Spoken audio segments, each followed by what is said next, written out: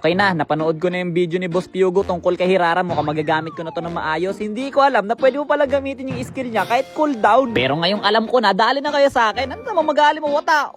O diba grabe nag-ahalimaw na ako pare, hindi na ako normies. Ngayon kayo magpakita sa akin boy. Ay teka lang pare. Oy, immunity system. Uy napana ha. Tapos ka boy.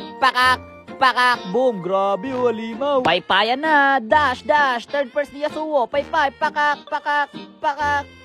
O ano, nilamig ka ba, boy? Hop, 1, 2, 3, 4, grabe, 4 dash yarn. O, sabay paypay.